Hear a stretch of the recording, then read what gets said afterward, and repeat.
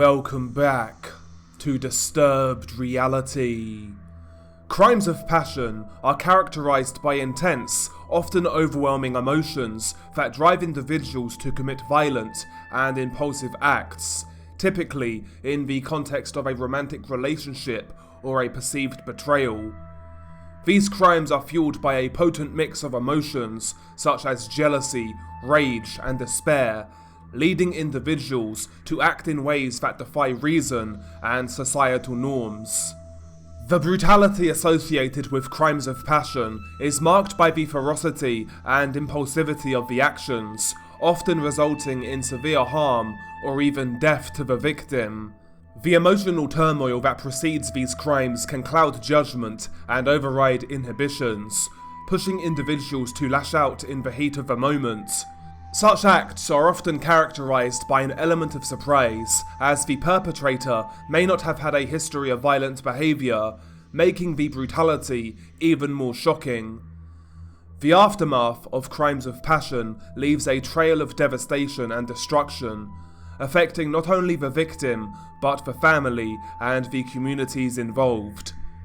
The societal impact of these brutal acts underscores the importance of addressing underlying emotional issues and prompting healthy relationships to prevent such tragedies. Violent crimes fueled by emotion very often tend to be far more brutal than the usual cases in which we cover on the channel. In fact, we haven't covered many so-called crimes of passion on the channel to date.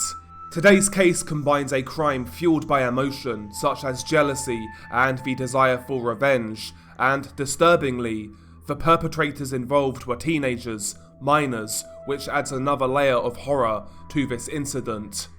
The horror of children, or teenagers who kill, is a deeply unsettling and tragic manifestation of a disturbed psyche, challenging our fundamental notions of innocence and the sanctity of childhood. When children engage in acts of violence, it unveils a dark side of humanity that defies our expectations of youthful purity. The circumstances surrounding such acts often involve a complex interplay of factors, including exposure to violence, abuse, neglect, or untreated mental health issues.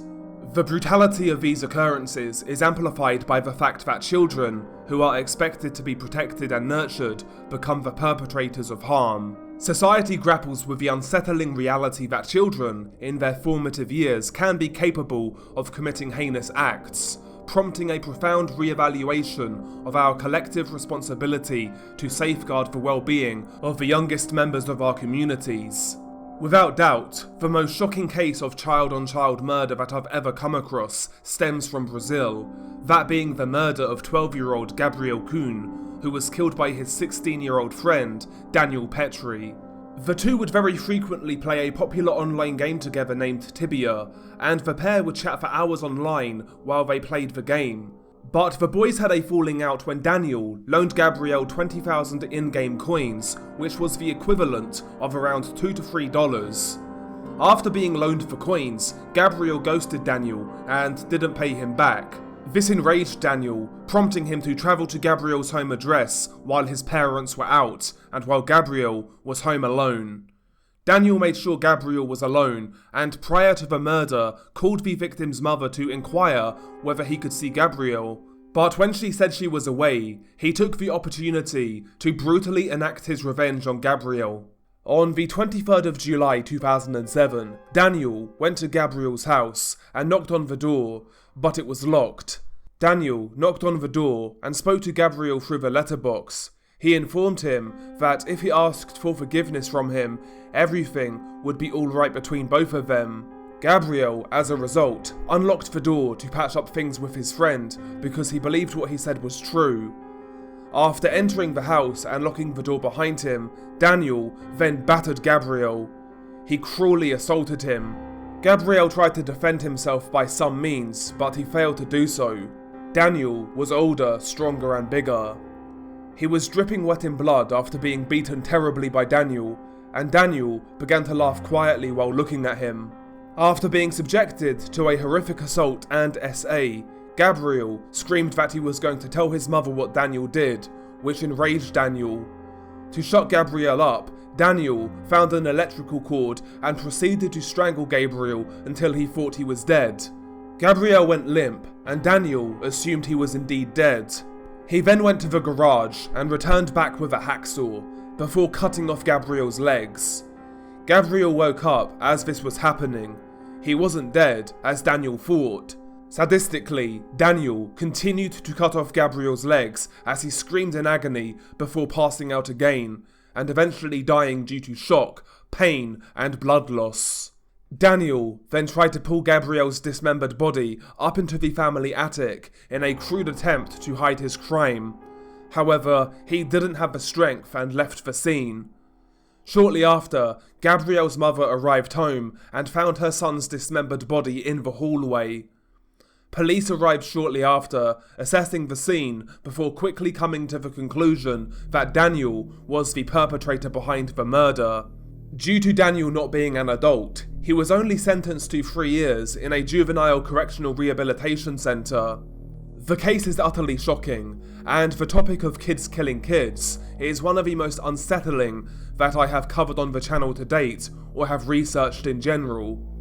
The topic is so dark that very few such incidents make mainstream news or attract social media attention, the exceptions being the murder of Gabriel Kuhn in Brazil and also the murder of James Bolger in the UK.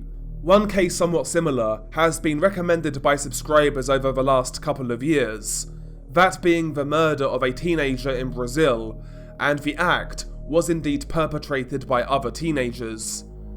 The case is shocking, and I've put off covering it for quite some time due to its depraved and quite frankly depressing nature. Unlike the Gabriel Kuhn case, however, there is a video which shows the victim's murder.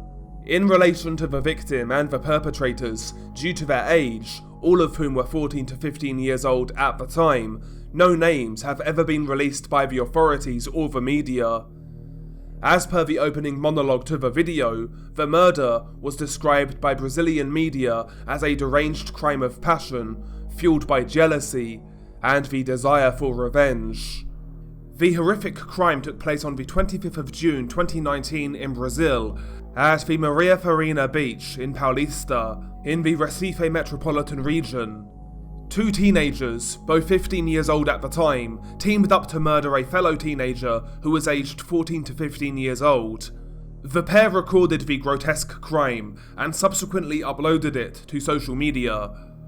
What makes this case even more shocking is that it occurred in broad daylight, in a well-populated area, which resulted in numerous witnesses and the capture of both perpetrators immediately after the incident took place.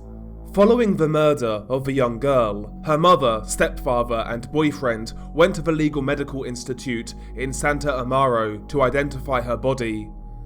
They reported that one of the murderers had a relationship with the victim in the past year and was unhappy with the end of a relationship, which resulted in months of cyberstalking and threatening behaviour. The victim lived with her father and grandmother, and at the height of her relationship with her eventual killer, she ran away with her partner and left her family. However, after 2 months, she returned home to her father and grandmother, stating that the relationship had ended, alleging that her partner had subjected her to both physical and mental abuse. The abuse got so bad that she claimed that he would frequently subject her to assault via the means of a knife, cutting her and threatening to kill her. After the relationship ended, it also seems that her partner would come out as trans and would identify as female, and would then go on to become involved in a new relationship with a new girl who was 15 years old. Despite being in a new relationship, he would continue to send abusive messages to his ex, threatening her and vowing revenge for ending the relationship. After moving on from the abusive relationship, the victim would then find a new relationship with a local boy, and the abuse of the past relationship finally seemed to be a thing of the past. However, her becoming involved with a new partner seemed to push her ex over the edge. The threats would become more frequent. However, she never told her parents or grandmother, doing her best to ignore them and move on with her life. The threats did get so bad, however, that the young girl decided to move back to her mother's home to change her location in an attempt to stop the stalking and harassment. Her mother, unaware of the threats at the time, later said after her murder, "At no time did she speak of threats. She was super happy living with me. She was on her way home from school. She was already building a little corner to live with her boyfriend. This girl was unhappy with the end of the relationship and was jealous." On the 25th of July 2019, while the poor victim was walking home from school, she was located by her ex and his new partner, and she was subsequently taken to the beach, where she was then murdered in plain sight of onlookers. According to online reports, it seemed initially that witnesses suspected the incident just to be a regular fight, and no one thought to intervene until it was far too late. Eventually, the two killers were apprehended and held by the onlookers before police arrived and arrested them on the suspicion of murder. The 14-year-old girl was pronounced dead at the scene due to multiple different injuries. Due to the ages of both killers, the trial and subsequent sentencings were kept out of the public domain, but given the age of criminal responsibility in Brazil is 18 years old, it is highly unlikely that both killers were sentenced to any real time behind bars, and more than likely, they were sent to juvenile rehabilitation centres, much like in the Daniel Petri case. The video itself is just over 8 minutes in length, and I'd like to shout out a subscriber, who we will call Jeff, as he would like to remain anonymous, who helped me with this video. When it comes to making such content, I'm fully aware of what my limitations are, and the effects in which watching such videos can cause. As a result, with a few rare cases, I have refused to watch the videos that go along with them. The two cases previously that I have covered on the channel, but didn't watch the videos for, would be the murder of Richard Carrillo, which is actually an extremely rare video, and the infamous 1 Bitch 9 Pups video, created by zoo sadist Adam Britton in Australia. Due to knowing my limits, I refused to watch these videos, though sufficient information was available online so that I was still able to cover them. However, this video is actually far lesser known than the two latter mentioned cases, but due to Jeff's help, I am able to cover this clip. I will say, I did try to watch this video, however, after about 30 seconds or so, that was enough. I know I say it a lot, but I implore you guys not to watch this video. The small snippet in which I saw was traumatic enough, too much for me to handle. It isn't the visceral nature of the violence, as I've covered far more graphic videos on the channel. It's the context surrounding this case that gets to me. So please be aware that this case and the video that goes along with it are extremely depressing and traumatic. So once again, I'd advise not to watch it. But nevertheless, what happens in the actual video? As mentioned, the video itself is just over 8 minutes in length. As you play the video, you are met with the horrific sight of two teenagers, one of which is female, and the other who is the ex-partner of the victim. And they are standing over the poor defenseless teenager who has been subjected to a beating as her shirt is covered in blood. She may have also suffered light stab wounds on the back of the neck. They are at the beach, and the female can be seen dragging the victim by the hair into the sea while beating her with her spare hand. The person filming is the ex-partner of the victim, and throughout can be heard chastising her, shouting, "Are you sorry now?" The victim is then dragged into the ocean and then lets out possibly the worst scream I've ever heard, a shriek filled with terror and fear that, quite frankly, I can't even explain properly. The girl who dragged her into the ocean then attempts to drown her by holding her head underwater, but the victim desperately tries to fight back. For those interested, this is the point where I had enough and closed the video. This is where we now rely on the subscriber who has watched the full video. At this stage, the attempted drowning segment continues for a while. The victim has her head plunged underwater while being held down, before then having her head raised back above the surface. Each time, the victim appears more panicked, but is visibly losing the energy to fight back. At one stage, her head is held underwater for nearly a minute, and due to her injuries, as the tide flows in and out, you see streaks of blood follow the tide as it drifts out. After having her head held underwater, once again she is raised above the surface and then punched in the face multiple times by the teenager who is trying to drown her. The person filming, the victim's ex-partner, then takes a kitchen knife and stabs the victim multiple times in the hand and at the back of the neck. You see this in a POV type of style, with the killer turning the camera to the side slightly away from the victim, filming the stabbing motion. After this, the girl then resumes trying to drown the victim, holding her head underwater for a good 40 seconds or so as the person filming screams, "Drown her!" After a while, due to the tide flowing in and out, they cannot drown the victim, so instead, the girl who tried to drown her then drags her to a rock that is in the sea, and then tries to bash the victim's head against it. The person filming then once again takes the knife and stabs the victim several times. This time, however, the stab wounds were far more severe as the water around the victim turns much bloodier. The victim at this point dies. Her body is then dragged out of the sea, back onto the beach, and the person filming then focuses on the stab wounds at the back of the victim's neck, which are very deep. The body is left right on the edge of dry sand and at the end of the waves, and as the tide goes in and out, you see streaks of blood being dragged back out to sea.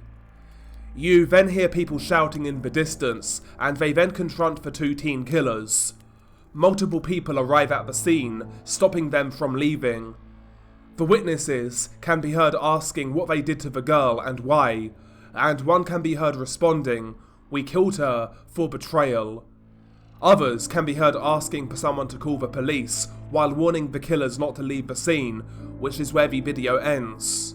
There is also apparently a second video taken from a witness, which focuses on the aftermath. He or she films the girl's body, which has now been turned over onto her back, possibly due to somebody attempting mouth-to-mouth, thinking that the cause of death may have been drowning. The aftermath video is less than a minute long. I always get asked the question on live streams if there has ever been a video that you couldn't finish, and until now the answer was no. However, that changes with this video. Ultimately, this case is utterly depressing and traumatic, and even worse, more than likely, the killers will essentially get to continue their lives with a mere slap on the wrist due to the laws in Brazil surrounding these type of cases. When I asked the subscriber to explain what happens in the video, he was surprised that I couldn't watch it, as he himself said, "You've covered far more graphic videos on your channel." But when it comes to such content, it isn't always necessarily the visceral nature that makes them hard to watch. The context surrounding the clips plays a big part, and for me, this video just got to me to the point to where I didn't want to put myself through watching it. When it comes to videos created by Mexican drug cartels, Brazilian crime factions, or videos taken from war zones, while I certainly do not condone them, and while they are certainly still very hard to watch, I feel like at least I understand how somebody could get to that stage, and get dragged into that type of life. However, cases like this, on a spiritual and psychological level, are cases in which I just don't understand, and the level of psychopathy involved I find deeply disturbing. But anyway, that is the video. I hope you enjoyed it, if you can enjoy this sort of content. This one was harder to cover than most, and yeah, I would very much recommend you do not search for this video. As always, thank you guys for the support. If anybody has any case recommendations, please feel free to drop me a DM on Twitter, drop me a follow, link will be in the pinned comment, as will links to my Twitch channel and my Patreon for anybody who's interested. But anyway, as always, stay safe, and I'll catch you on the next one.